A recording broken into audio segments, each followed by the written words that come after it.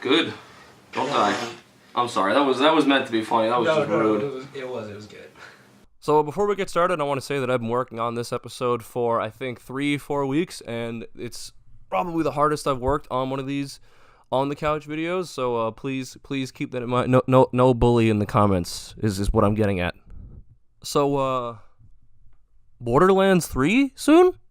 So with the most recent entry, Borderlands the pre-sequel being 5 years ago, and arguably the more popular of the two, Borderlands 2, being 7 years ago, how is it that the series has managed to ride out a 7-year hype train? How has it managed to stay fun? How has it managed to stay in the spotlight depending on who you talk to? And why is it my favorite game and also the favorite game of many other people in the community? Borderlands 3 is right around the corner, spotting a fall 2019 release, and this is the largest gap between game releases since the game's conception. I have here a chart of releases, let's look at it together.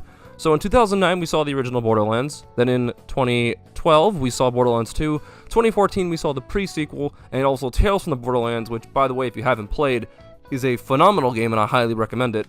If you're into story-driven games, if you're more into action, it might not be your cup of tea. But if you're a fan of story and you're a fan of Borderlands, you'll probably very much enjoy Tales from the Borderlands.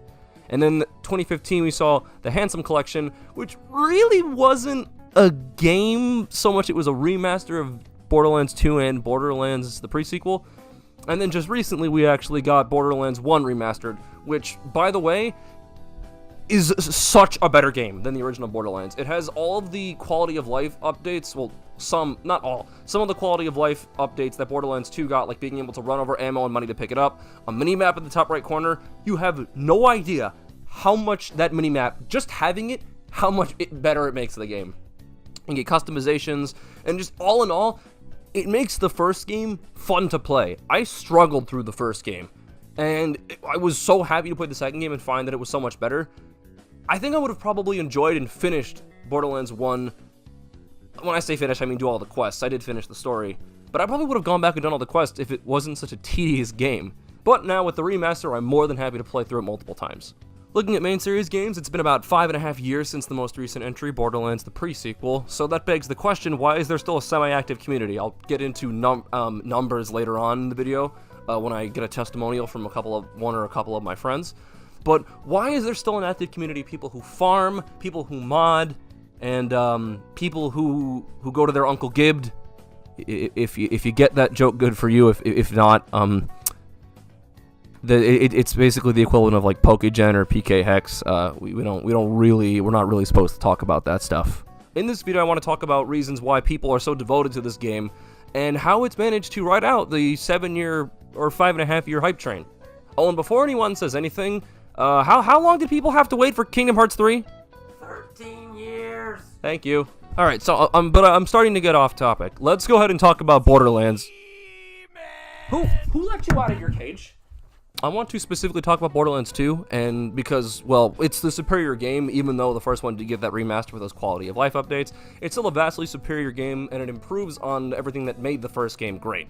I actually have a testimonial from my friend Ben, so I posed this question to Ben. I was thinking about it and came to realize that this game has managed to stay alive for a long time. People still play it, replay it, farm for weapons, and the community is pretty devoted. Why do you think that is? What makes Borderlands 2 such a standout game that it manages to outlive some of its competing series? And then my friend Ben replied with, there is no single factor that made Borderlands the smash hit that it was. Every game mechanic within has been a part of other games, but the overall execution of those elements, the balance of comedic and tragic plot points, the inclusion of otherly abled individuals in a way that does not marginalize them or their perceived disabilities are some of the main factors that floated Borderlands to the top. Combined with excellent writing and an actively listening production company which elongated the lifespan of the game, it turned out to be a fantastic example of a AAA game and for what the industry should strive. I don't think that the community is active anymore, at least not in a statistically significant way, although Steam still reports it is one of the 100 most active games, peak today of 9,408 players compared to games like World of Warcraft, Dota 2, Dota came out a year later, peak players today are over 900,000, but the fact is that it has players at all, especially after 2 sequels, shows that it is some sort of golden standard for the franchise. Now, this message is obviously a couple weeks old, so that peak players has probably changed, but think about that. Top 100 games on Steam. Steam has a lot of games. some of them get churned out like every week. The fact that it's in the top 100, that's really impressive. I recommend this game to all of my friends. If they can play it in any way, especially whenever it goes on sale, it has something for everybody. And I think that any kind of player can get something out of this game. It's got something for all kinds of gamers, so let's all rise up. I don't think this was as funny as... This wasn't in the script, this was something I did at the spur. Okay. The big draw to this game is the loot, and even though you might get 2 of the same legendary weapon, they might not be exactly the same because of how weapon balancing works. Weapon balancing works in that every gun is made up of multiple parts, and each part contributes to some kind of stat modification to the overall weapon. When a weapon is set to spawn, all of those parts are put into a table and randomly generated to create the weapon, and then the weapon spawns. That's why you have something called the light Lasgow and something called the stopping Lasgow. Traditionally, it's only one specific part that makes up the prefix before weapon, but that's just one such example. The other parts you'll obviously see reflected in the stat differences between the 2 weapons. So because of how weapon generation works, there are over 17.5 million possible weapons in the game. And you only get about 100 or so slots of storage, and that doesn't even include shields. So, you better be smart about what you pick up. This in and of itself is a great reason to keep playing the game, to recognize what the parts look like by appearance, to really learn what they do and try to get that very specific weapon that you want, even if it's not necessarily a legendary. Like, let's say that there's a specific brand of pistol that you really want with specific parts. Well, you know, if you start to play the game enough, you might be able to recognize it by appearance, and you won't even have to pick it up and look at it in your inventory to see the stats. You might be able to say, look at it, and say, okay, that has a Dahl grip and a Vladov barrel. Don't want that. I'll just leave and come back. It becomes much easier to spot the weapons. And with legendary weapons, some of the parts are preset, so it becomes even easier to farm for those. All in all, gun parts are pretty easy to spot because they do have brand association. There are 8 manufacturers, each one unique in performance and appearance. Bandit weapons feature large magazines, increased reload times, but otherwise below average stats. Bandit weapons' names are usually misspelled, and the weapons have a rough and ready look with exposed bolts and screws. However, at higher rarity levels, bandit weapon stats can match or even surpass counterparts for other manufacturers. Dahl weapons are burst fire when aiming down sights, and semi-automatic or even fully automatic, depending on the weapon, when firing from the hip. Dahl weapon names are typically operator terms found in modern military fiction, and are visually based on Western high-tech firearms with parts like Magpul, PMags. I don't know what that means. I took this from the wiki. They boast increasingly ostentatious camouflage patterns with increased rarity. Hyperion weapons have reverse recoil, explained in the game by the use of stabilizers. They have heavy initial scope sway, but become more and more stable and accurate as they are continuously fired. Hyperion sniper rifles gradually stabilize as the user aims down the sight. Hyperion weapons have a corporate naming theme and are sharp and angular. They always use vibrant colors, which become more contrasting at higher rarities. Jacob's weapons have an Old West naming theme and have an old style look with wood furnishings, as well as engraved metal and highly figured wood at higher levels. Maliwan weapons feature an elemental effect and sometimes use more than 1 ammo per shot. Maliwan weapons have a $10 word naming theme. Basically, they're all SAT words is what I'm getting at. TDR guns have mediocre stats, but very fast reloads. They are thrown in an arc, much like a grenade, instead of reloading, dealing damage based on the amount of ammunition left in the magazine, which is lost on reload. Rocket launchers are thrown over arm and travel straight initially, but randomly deviate off course. TDR weapons tend to be named like mass-produced generic products, new and improved, original, basic, etc., and have a blocky aesthetic, taking on synthetic patterns at higher rarity levels. Torg weapons always deal explosive damage, and some variants fire rockets using bullet ammunition. Torg weapon names are typically crude sex puns. The weapons themselves usually have a bulging, rounded appearance with large protecting exhaust pipes or ports on the barrels. They have racing-themed color schemes that increase in detail with increasing rarity. Vladov weapons are known best for their high rates of fire. They have a revolutionary theme, glorious, workers, etc., and appear similar to Russian or Soviet Cold War era hardware, with parts based on actual Russian weapons and equipment, as well as Slavic imagery on some of the parts of the guns. Higher rarity Vladov weapons are all metal and highly polished in appearance. When aiming a sniper, you can also read Russian numbers in it regarding height and wind. And there are some manufacturers that don't make specific kinds of weapons. For example, Bandit does not make sniper rifles, Hyperion does not produce rocket launchers or assault rifles, Dahl does not produce shotguns or rocket launchers, Maliwan does not produce shotguns, or assault rifles. TDR does not produce assault rifles or sniper rifles, although if you look at some leaked alpha gameplay from 2011, there is a TDR assault rifle. Jacobs does not produce submachine guns or rocket launchers. Vladoff does not produce submachine guns or shotguns. Torg does not produce sniper rifles or submachine guns. So, yeah, there's obviously a lot of love and thought that goes into weapon design in this game, and that's one of the reasons I think it's a cut above your standard shooter. Like, there's this gun called the Conference Call, which, it just kind of shoots bullets from everywhere on screen, and then there's one that just shoots Minecraft fire. Like, I'm not even kidding, it just straight up shoots Minecraft fire. The flavor text says also try Minecraft, and you get it from killing creepers. There's one that shoots swords, there are a couple that kind of shoot forever. Well, one shoots forever, the other one shoots until the clip's empty as soon as you pull the trigger. There's one that vibrates when you use it, it's called the Good Touch. I'd also like to make the argument that Borderlands pioneered the colored loot system, where white is common, green is uncommon, blue is rare, purple is very rare, and orange is legendary. And then you've got also Seraph and Pearlescent weapons. I'm not sure which one is more rare than the other, but not all games have Seraph and Pearlescent weapons. But those are a step above legendary most of the time, and they take gimmicks to the kind of extreme. They also just have better stats. Comparatively, when I'm talking about numbers, I mean. So, yeah. Eat shit, Fortnite and Destiny. There's also farming and weapon hunting potential. Any boss that drops a weapon, most of the time you can rematch and go back and get that weapon. You can also get that same weapon over and over again if you don't like the parts. And I liken it to shiny hunting in the Pokemon games. So if you're into that, you'll probably enjoy weapon farming in Borderlands 2. That's one of the reasons I've come to enjoy it slightly more. Like, I was doing some farming last night, and it's really satisfying when you finally get that drop. I didn't mention this in the script, but I'll mention it now. The game doesn't just have weapons, it's also got shields, which have the same unique qualities that weapons do, different manufacturers, different parts. Some of them are really weird, some of them talk to you, some of them will drain your shield for extra damage, some of them will drop boosters when you're hit, some of them don't have a shield at all, and just buff the insane shit out of your health. Some of them will fire elemental pellets when you're hit. Some of them will explode when they're depleted. It's pretty awesome, and you get that same level of uniqueness in the shields that you do the weapons. You get similar stuff with grenade mods. Some of the grenade mods are legitimate spells from Dungeons and Dragons, like Magic Missile, Chain Lightning, Fireball. I'm not kidding.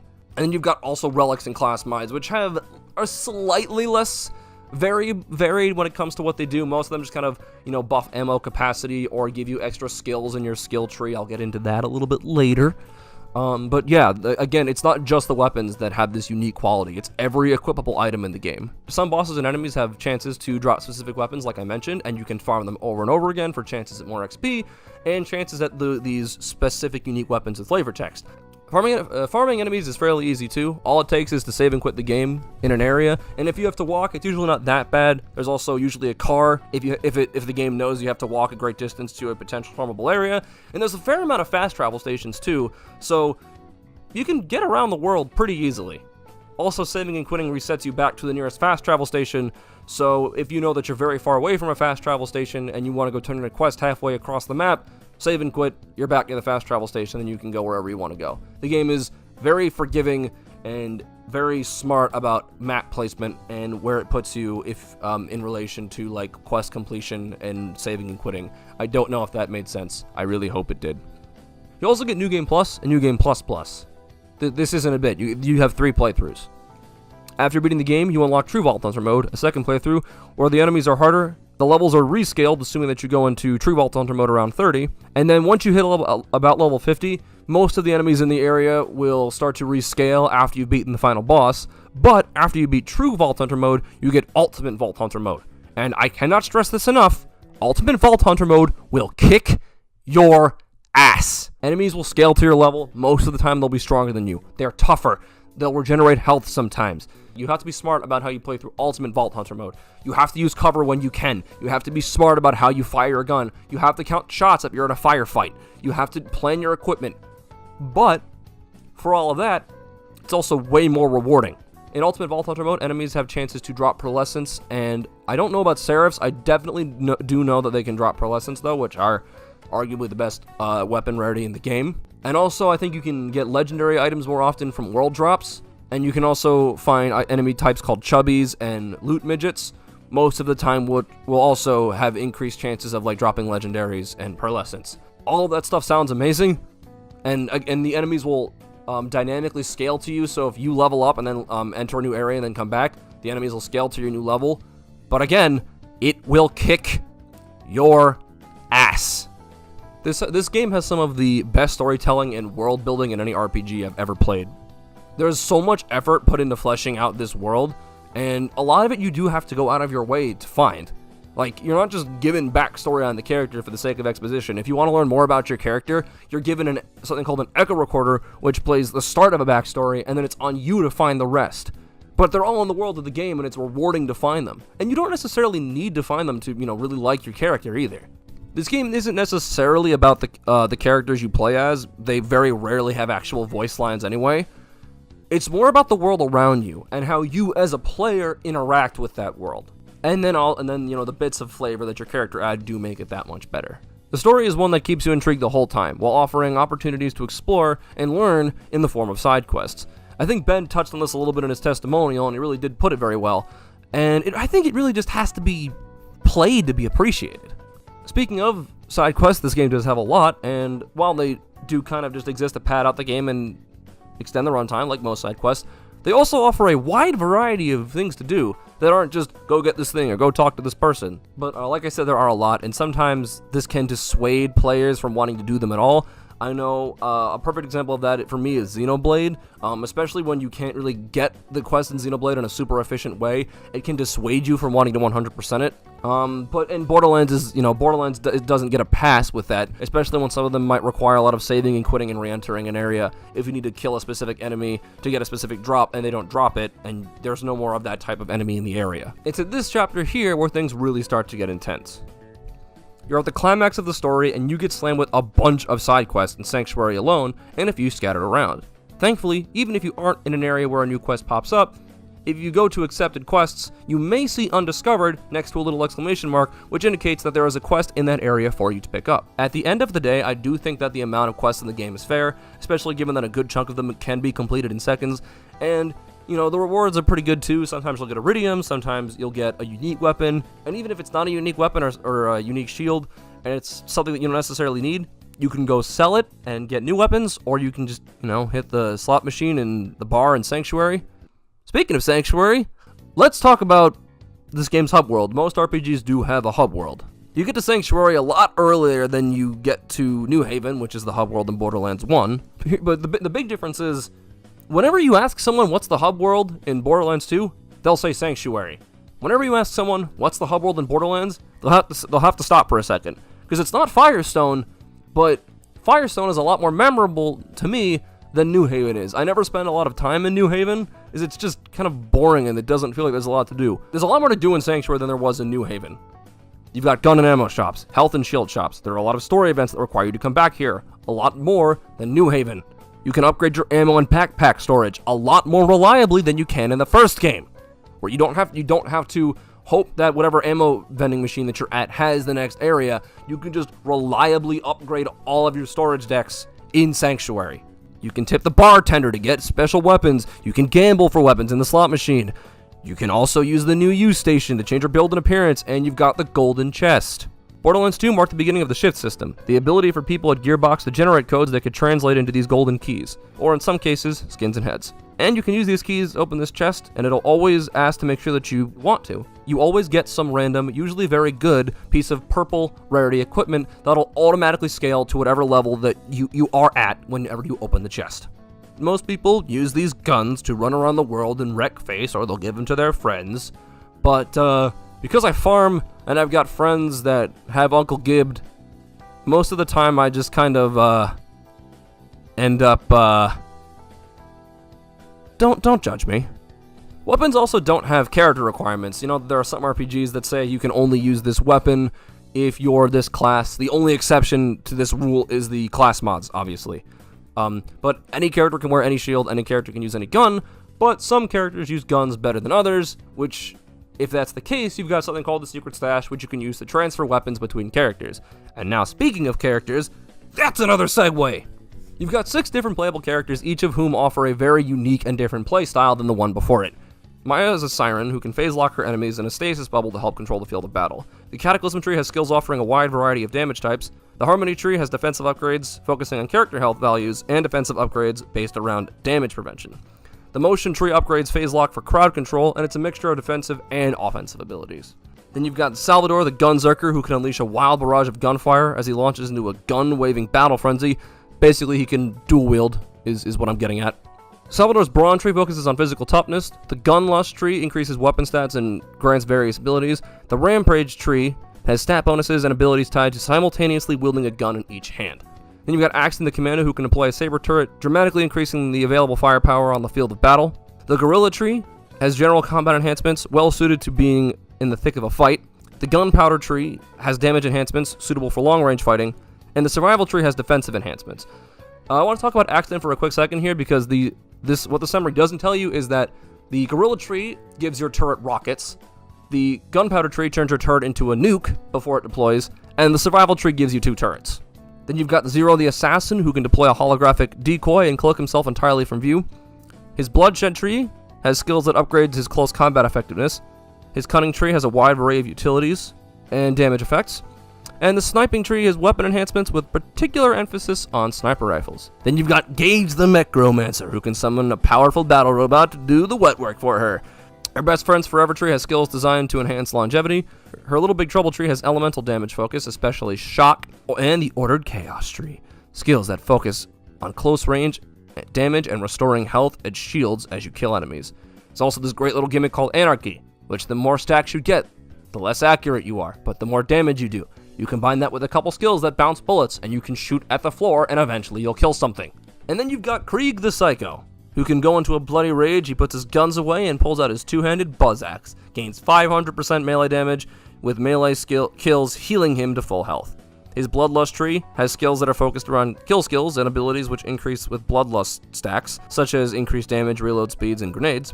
The Mania tree focuses on melee attacks, including allowing Krieg to morph into a mutant badass psycho. And the Hellborn tree focuses on fire damage, giving perks such as damage resistance to Krieg while he himself is on fire. Now, the last 2 characters I mentioned, Krieg and Gage, were actually DLC. And speaking of DLC, this game has a lot of DLC. So if we look at my Steam library here under DLC for Borderlands 2, you'll see a lot. Let's break it down. We have 4 campaign DLCs. Enter the hostile wastelands of Pirate Bay in search of ancient treasure buried somewhere in the waste. A cache that would make even the most stoic of Pandora explorers hunger for its discovery. And it's rumored to be guarded by the largest, most vicious creature on Pandora. But that shouldn't deter a real adventurer. Enter Mr. Torag's Campaign of Carnage and see if you have what it takes to become the champion of this brand new storyline in Borderlands 2. Fight for the big loot against some of the baddest baddies in Pandora, including hordes of biker bandits. Plus, take special quests from Tiny Tina, Moxie, and others for extra rewards. And don't forget to bring your friends. Those higher level enemies get pretty tough. In Sir Hammerlock's big game hunt, players will enter an uncharted territory deep in the swamps of Pandora, where a massive Hyperion ship, the Terminus, has crashed. The wreckage is rumored to have stockpiles of loot, but watch out, mutated creatures and armies of savages also have an interest in the ship.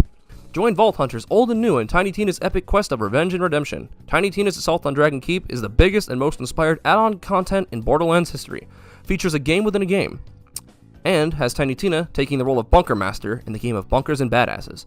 Travel through a dark and ever-changing world of castles, dungeons, and magic forests as you fight off skeletons, orcs, dragons, and more. Explore side missions and answer riddles as you roll your insight stat to gain new and amazing loot. Join with friends to save the queen and restore peace and order to the world once more. So those are your campaign add-ons. Then you've got 2 level caps. Level cap 1. This pack includes level increases up to level 61 and lets you play through the game again with access to new weapons, gear, and more. Level cap 2, or the Digistruct Peak Challenge, adds 11 more levels to the character growth, new gear, and the challenging Radon Digistruct Peak map, offering more high-level play for players who want to get the most out of their Borderlands 2 experience. The first Ultimate Upgrade Pack and Ultimate Upgrade Pack 2 can be combined for a max level cap of 72, even more legendary gear, and new overleveled modes. This is what is commonly referred to in the community as OP levels. So effectively, you can get to level 80, but you have to work for it. You can level your way up to level 72, but you actually have to earn those OP levels, and it's not easy. Then you've got your Headhunter DLCs. These are mini campaigns, each themed around a holiday, and is usually a single, not very long story quest with 1 or 2 short-ass side quests. They're fun and cute, and you get some nice character moments. There is a fifth one that kind of wraps up everything for Borderlands 2, gives us a little bit more insight into the characters, and kind of calls back to each DLC campaign, with some fun throwbacks to Borderlands 1 to top it all off. And you've got all these cosmetic DLCs, which are just skins and heads. They're mostly just kind of like $1. And then you've got these two. Enter the Creature Slaughterdome and face off against the toughest monsters in all of Pandora. Your efforts will not be in vain. Gain experience and gear to bring back to the main game. Endure the battle, and you will receive numerous rewards, including Moxie's rocket launcher. And you've also got these skins here. So that's cool. So most games have a Game of the Year edition, which include all the DLC. So your first thought with Borderlands 2 might be, okay, I'll go buy the Game of the Year edition. Well, let's do some research just to be sure. So let's search up for it in the Steam store. Here we are. Let's go ahead and break it down. You've got the base game, all the campaign DLC, the first level cap increase, 2 characters, and these 2 other ones. All of that for $40. Not too bad, I guess. Here's what it doesn't include. The second level cap, all the headhunters, and the cosmetic stuff. You really only need the headhunters and the level up pack. Low-key, the Game of the Year edition isn't the wave. But here's a secret. You can get way more for a little bit more money. And most of the time you can get it for less because it's constantly on sale. I'm talking about the Handsome Collection. The Handsome Collection includes Borderlands 2, all of its DLC, as well as Borderlands the pre-sequel and all of its DLC. That's 2 whole games and all of their add-on content, and it goes for $62.10. And I wasn't logged in when I saw this price either. I got it from the browser version, which I'm not logged into. And individually, all of this stuff costs around $230. I'd say the Handsome Collection is the wave, and it's on sale quite frequently. I don't know if it still is now, but you should get it. You've also got the HD texture packs, which allow for 4K, but they also just make the game look a little bit better. The only downside is when you install them, all of your video settings get reset, which was really annoying, but it's whatever. I'm not mad. Alright, this video is getting kind of long, so I'm going to read my script for this next rapid fire mini round. Being able to automatically pick up stuff on the ground like money and ammo without having to interact with it is great. Raid bosses that are challenging and force you to think, and heavily reward you. 4-player co-op, which adds to the story, but unlike some games, the co-op only adds to a great single-player experience here, but is ultimately a little bit better with more people. Badass challenges, which are mini achievements that can translate into stat buffs, the ability to respec your character, to change builds at almost any point in the game as long as there's a new use station by you, that allows you to mix things up and keep it fresh. Character customization is fun. You've got fun Easter eggs like this Minecraft one, memorable boss fights, and a very, very good villain. This game has a lot going for it, and I hope I've layered out why it's pretty obvious that this game has managed to ride out a 7-year hype train. A product or a game on its own can't just live or extend its life by itself. It needs something behind it, a strong community. And Borderlands 2 has a very, very strong community. There's a Facebook group called Complete the Picture where people talk about farming together, playing together. They're very welcoming of new players. They're very good about answering each other's questions. Some of the discussions get a little bit heated, but that happens with really any community, to be honest. You've also got fans who are just dedicated and create, cosplayers, artists, people that bring creations from the game into the real world, and the developers love this. They're very active on Twitter, and they always retweet and share some of this stuff, and they'll always link back to the original creator. Sometimes they'll even get more than a retweet. Sometimes you'll get like a spotlight post. Even with all the stuff I mentioned in this video, without this loving community, this game wouldn't have been able to last as long as it did. It's why I've been playing it every day for the past month. I met Ben and a couple other friends through Borderlands 2, and the 4 of us know enough about each other to give a best man toast at a wedding. One thing that's really interesting is whenever we would play Borderlands together when we first started, Ben was in college at the time, and he was old enough to drink, so sometimes he'd be drunk and call. And then we just kind of stopped talking after a while. And then the first time that we connected again, we were in a call, and I asked my roommate if he could get me a drink from the fridge, and Ben's first words to me were, "Holy shit, Sam, you can drink now?" And it just kind of hit me how long it had been since we talked. It's thanks to these 3 that I love this game as much as I do. If it hadn't been for these guys, I probably would have dropped it. And I really do owe that to them. Alright, I think we're going to wrap things up here. Like I said at the very beginning of this video, I've been working very, very hard on this on the couch with Corporal in terms of making sure the script is right, getting B-roll of myself playing the game, doing some of the more intense looking edits, So if you could leave a like, a comment, and subscribe, I'd really greatly appreciate it. Also, if you want to show a little bit of extra initiative, you can go ahead and hit that join button. It's not required, but if you do, you get access to behind-the-scenes screenshots of the videos as I make them. You also get access to a special role in my Discord for special voice chats. You'll also get access to once-a-month private live streams where it's just us, you know, hanging out. Nothing creepy, though. So, yeah, but with that being said, that's going to end today's mission. Your next mission, should you choose to accept it, just leave a like and a comment. Join, maybe. And I am going to get all up out of here. Peace.